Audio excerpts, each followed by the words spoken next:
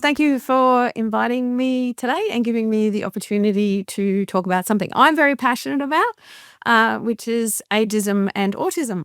So I'm going to start with very, very briefly, what is autism? So I'm sure we all know this, but autism is a lifelong neurodevelopmental condition that affects the way that people communicate and interact with the world.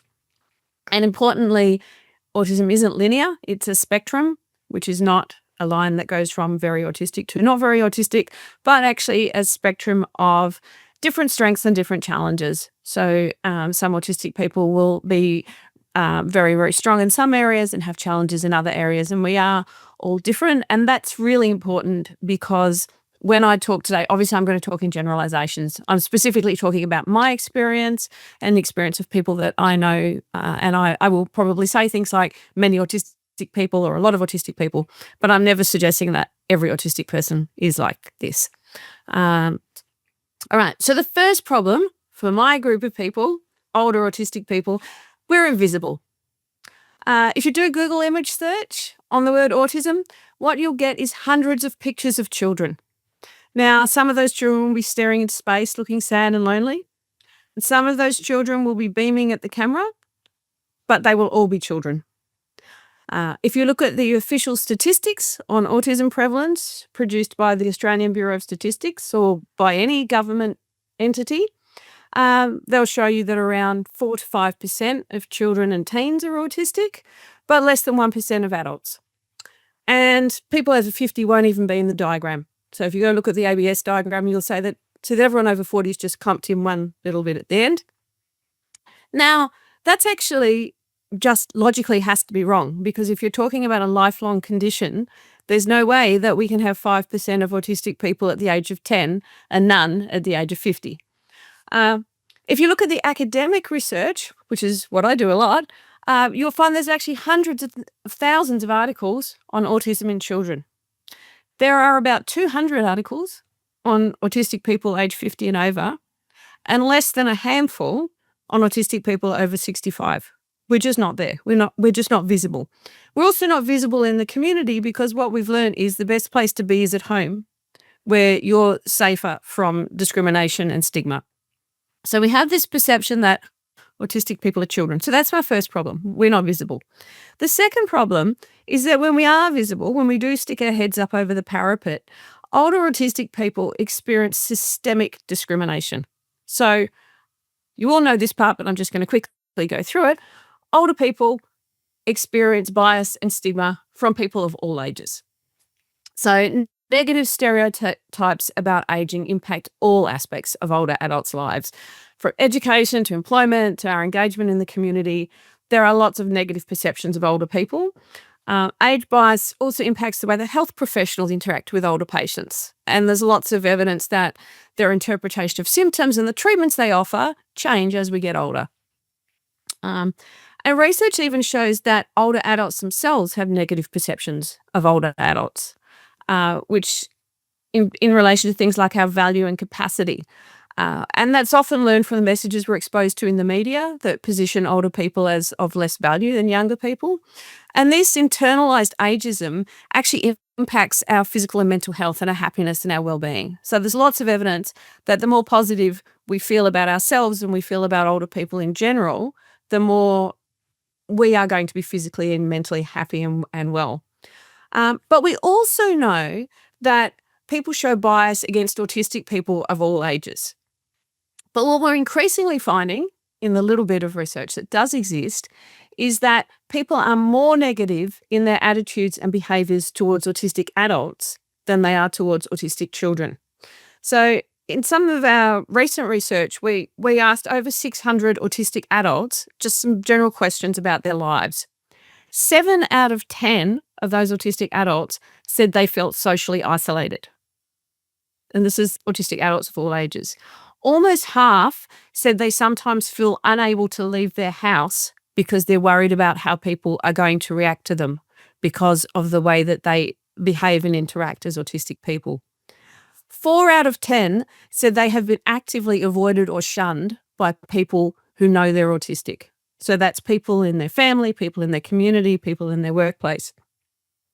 So this means that if you're an older autistic person, you're likely to experience the stigma and discrimination that's associated with aging and the stigma and discrimination that's associated with being autistic.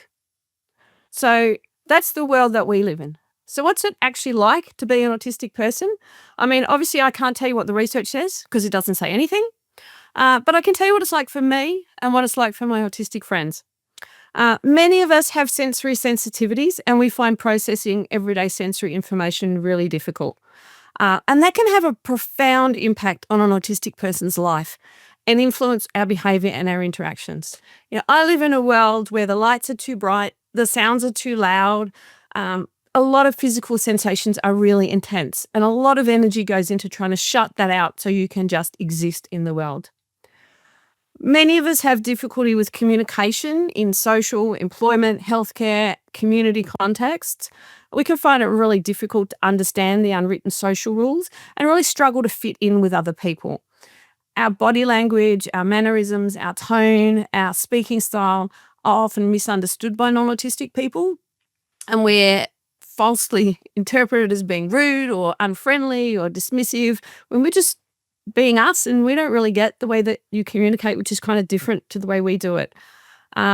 We often have intense and highly focused interests, and those interests give us a way to relax and de-stress, a sense of structure and order, and a way to start conversations, an opportunity to actually engage and interact with people around somewhere we feel comfortable with.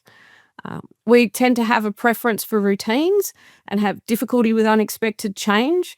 And those routines give us predictability in a world that's often very unpredictable, and a sense of control over our lives in a world that's very much is out of control. So if I think of the COVID lockdowns, I survived COVID by finding a particular brand of chicken and corn soup that I really liked. And every night I had chicken and corn soup for dinner for 14 months because it was the same. I knew what it was going to taste like. It was predictable. It was the same. Whatever else happened in my life, whatever else crazy was going on, I knew this was going to be the same. There was this one steady thing in my life. And then they changed the packaging. And I didn't know whether the soup inside the packaging was... Now, that might seem trivial to a non, but to me that was just really, really traumatic because suddenly this one thing that kept me stable was gone. It was changed. It was different. So many of those things that I've just spoken about, the social communication difficulties, the sensory challenges, those things are understood and accepted, or at least tolerated, when people are interacting with autistic children. But they're less understood and less accepted when people are interacting with autistic adults.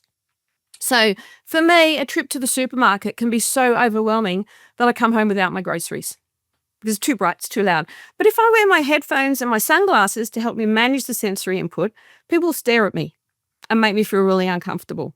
My challenges with communication can make daily tasks like banking, paying bills, applying for services, make everything seem virtually impossible.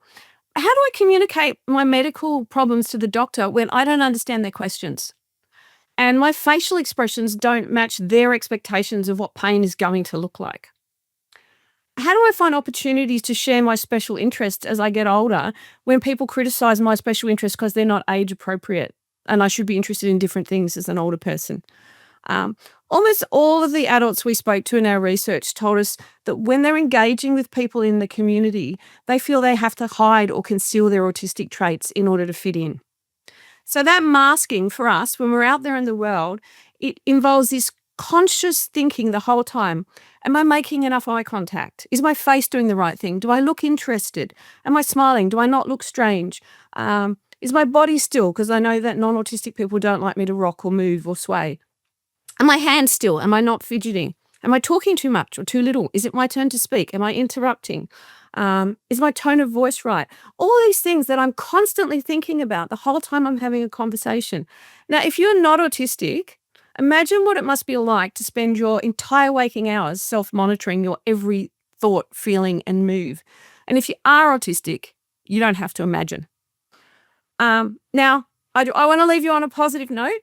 So I'm going to tell you about my current project. As I said, we don't know anything at all about what it's like to be autistic and over 50 or over 60 or pretty much over anything over 21. So my current project, which is called Autism and Aging, Sharing Our Stories, is an exploration of the experiences of aging as an autistic person. So I'm gathering the stories of older autistic people from a whole range of backgrounds, putting them together and creating a resource so we can actually change some of that stigma and increase awareness. So if you're listening to this and you are an older autistic person and you'd like to participate in the project, or a non-autistic person who actually like to understand what it's like to be us, you can find out more on my website, because I'd really like to change the conversation about autism and aging. Thank you.